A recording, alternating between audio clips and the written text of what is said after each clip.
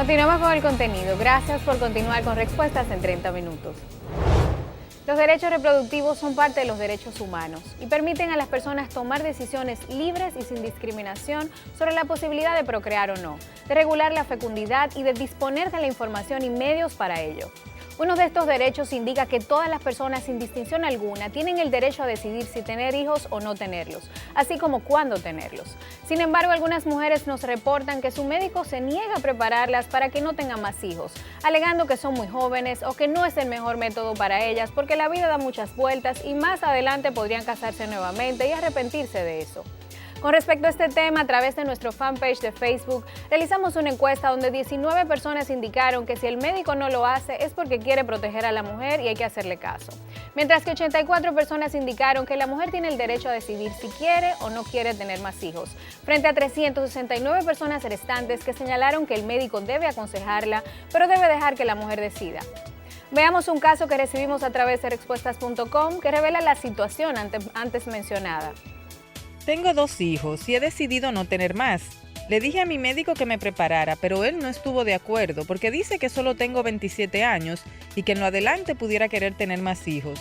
Ya he decidido no tener más, pero él insiste. ¿Debo abstenerme a lo que él me dice? ¿Es cierto que no puedo prepararme porque soy muy joven? Tenemos el honor de contar con la socióloga defensora de los derechos de género Denise Pajewonski y con el ginecólogo obstetra doctor Alejandro Paradas, quienes están aquí para ayudarnos a responder esta inquietud y ayudarnos a analizar este caso y este tema. Señora Pajewonski, ¿qué nos puede decir sobre este caso? Realmente ella no se puede preparar para no tener más hijos porque es muy joven. Es un tema que lamentablemente lacera mucho a muchas mujeres que decidieron que no quieren tener más hijos y que lamentablemente no quieren cambiar de ginecólogo. ¿Qué usted nos dice? Bueno, a veces se presentan situaciones de tipo ético muy difíciles que enfrentan lo que son las convicciones del médico y los deseos de las pacientes. Pero el problema es cuando esto conduce a que se violen los derechos de la paciente. Entonces, el usar las creencias personales del proveedor de salud para negar derechos a las pacientes. Y ese puede ser lo que ocurre en estos casos. Y yo pienso que para entender lo que está pasando aquí, hay que entender esto desde la perspectiva de lo que es la situación, las relaciones de género en la sociedad dominicana. Por ejemplo, es mucho menos probable que un médico o una médica le niegue la esterilización a un hombre de 27 años con 2 hijos que a una mujer de 27 años con 2 hijos. Porque por razones culturales, tradicionalmente a los hombres se les permite mucho más autonomía, mucho más poder de decisión sobre sus cuerpos, se respeta mucho más su autonomía corporal. O sea que aquí el machismo realmente está haciendo su papel, es lo que más o menos usted quiere dejar. Sí. En el caso de las mujeres, por ejemplo, sigue siendo práctica común que las mujeres casadas tengan que presentar un acuerdo escrito del marido para ellas poder esterilizarse, cosa que jamás, en el caso de la esterilización de un hombre, jamás se le pide que lleve una autorización escrita de su esposa. Entonces, estos son códigos culturales que tienen mucho arraigo en el país todavía. Esta noción de que otras personas pueden tomar decisiones sobre los cuerpos de las mujeres. Y ahí queremos ver qué dice el doctor Paradas. Doctor Paradas, usted como ginecólogo y que fue presidente de la Sociedad de Ginecología y tiene suficiente experiencia en este tema, ¿qué nos puede decir sobre estos casos? ¿Qué tanto se ven en consulta? Evidentemente que el contexto ha cambiado. La atención médica no debe bajo ninguna circunstancia estar supeditada a convicciones de índoles morales, filosóficas o religiosas del prestador de servicio, en este caso del médico. Se entiende que la atención de la salud debe estar supeditada sobre la base de un contexto de derecho. Hablar de derechos significa darle la potestad a la persona de poder decidir lo que quiere en el momento que lo quiere y en la forma que lo quiere. Es evidente que todo lo que toca de manera cardinal lo que tiene que ver con la salud en el campo de la sexualidad y en el campo de lo que es la reproducción tiene una connotación en la población diferente. ¿Por qué? Porque nosotros somos de los que de manera particular defendemos el hecho de que debemos de empezar a concientizar principalmente al prestador de servicios de salud, en este caso el médico, de que debe haber un cambio importante en la forma en que ejerce la medicina, en la forma en que atiende a sus pacientes. Porque lo que se veía hace un tiempo era que precisamente habían una suerte de protocolos que eran los que determinaban la forma en que se le debería atender a una mujer cuando ella quería cesar en su capacidad reproductiva. Se planteaba en ese momento de que una mujer debía tener cierta edad, por lo menos no menos de 30 años, y un número de hijos también no menor a 3, para poder ella ser susceptible de solicitar una esterilización. O sea que realmente sí había un reglamento, había una edad y había una cantidad de hijos. Por eso todavía se siguen viendo estos casos, doctor, ¿verdad? Evidentemente. Lo que ha pasado es que a partir de la reunión del 94 en el Cairo, que ya han transcurrido más de 20 años, se ha planteado un contexto diferente, donde la integralidad de la atención debe ser el eje cardinal de la misma, donde el médico no se sienta a ser el dueño de la decisión de la mujer o del hombre en relación a su sexualidad o a su reproducción, sino que el médico se convierte en un facilitador de un proceso de educación que le permita poder conocer todas las situaciones diversas que puede vivir una mujer o un hombre cuando decide tener o no tener hijos. Y entonces en este caso, ¿qué puede hacer la mujer? Si por ejemplo tiene un ginecólogo que tiene muchísimos años con ella y que se siente cómoda, de alguna manera quiere prepararse, pero el ginecólogo nos escribe mucho con mucha frecuencia, doctor Paradas. ¿Qué se puede hacer en este caso? ¿Cambiar de médico? Bueno, en este caso, si el médico no entiende cuál es el rol, su papel frente a lo que esta mujer, en este caso particular, está decidiendo, entonces lo más razonable sería que ella se viera con un médico que real efectivamente entienda cuál es su papel.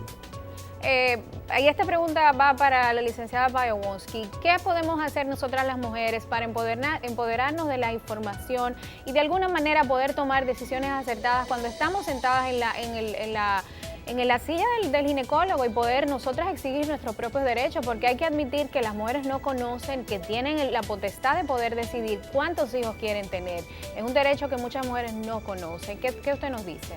Ya, hay que pensarlo desde dos perspectivas. Desde la perspectiva personal, cada mujer debe procurar conseguir la mayor cantidad de información que pueda, pero también verlo desde la perspectiva colectiva. Entonces, esto también es un problema estructural, es un problema social, de que las personas tengan acceso a los conocimientos necesarios para que puedan tomar decisiones reproductivas bien informadas. En República Dominicana, de hecho, se abusa de la esterilización femenina. Es por mucho el método más utilizado y no se usa para espaciar los nacimientos, no se puede usar para posponer los nacimientos, se usa solamente para, una vez que la mujer ha tenido los hijos, entonces impedir futuros embarazos. Pero muchas veces las mujeres recurren a esta práctica porque justamente no tienen la información, no tienen el acceso a los conocimientos necesarios para poder tomar otro tipo de decisión. Entonces, es sumamente importante que el Estado, que no ha sido muy eficiente en esto, invierta más recursos y se tome más en serio la necesidad y el derecho, en efecto, que tienen las mujeres y las parejas para tener toda la información que necesiten para tomar decisiones bien informadas, que sean apropiadas para ellos. Y ahí yo quiero que el doctor Paradas nos pueda responder qué sucede si una mujer se prepara para no tener más hijos y luego desea volver a embarazarse. Hay casos de mujeres que vuelven y se casan y que de alguna manera quieren tener un bebé con su nueva pareja. ¿Podría revertirse el procedimiento? Bueno, aunque en muchos casos de manera particular se ve que se da con mucha frecuencia el hecho de que una mujer luego de haber decidido esterilizarse para no seguir teniendo hijos, va a, por situaciones muy particulares, decidir de nuevo querer tener hijos, es una situación que no debería ocurrir en primer lugar porque se entiende que cuando el médico o el consejero, en este caso, o consejera, le ha explicado de manera particular a la mujer a qué situaciones ella podría enfrentarse por efecto de lo que puede ocurrir con sus hijos durante su vida reproductiva y en un futuro de querer tener de nuevo hijos, no sería lo más adecuado. ¿Por qué? Porque aunque hay fórmulas médicas que pudieran revertir el procedimiento y hacer que la mujer pudiera volver a embarazarse, no es lo más recomendable, porque no podemos de manera categórica poderle decir a ninguna mujer que por el hecho de poder acceder a una recanalización de trompas, en este caso, ella de manera 100% segura se va a embarazar. O sea que no es seguro realmente, es algo un poquito, vamos a decir que riesgoso, y nosotras las mujeres tenemos que pensarlo bien antes de tomar la decisión. Precisamente por eso decimos y defendemos el hecho de que esa mujer debió atravesar por un proceso de consejería en el cual ella tenga toda la información en relación a cuáles situaciones ella pudiera vivir por efecto de haber decidido esterilizarse. Es importante que la mujer reconozca que cuando va a utilizar un método definitivo como la esterilización es porque real y efectivamente ella no ve ninguna posibilidad futura de querer tener otro hijo. Y ya para irnos, licenciada Payowonsky, nosotros quisiéramos que usted nos pudiera decir algo para las mujeres que nos están viendo y que están quizá en esta situación o que simplemente no quieren tener hijos, decidieron que su vida realmente no necesitan. Tenemos casos de mujeres que dicen que no, que la maternidad no está hecha para ellas. ¿Qué usted le puede decir sobre los derechos reproductivos que tienen?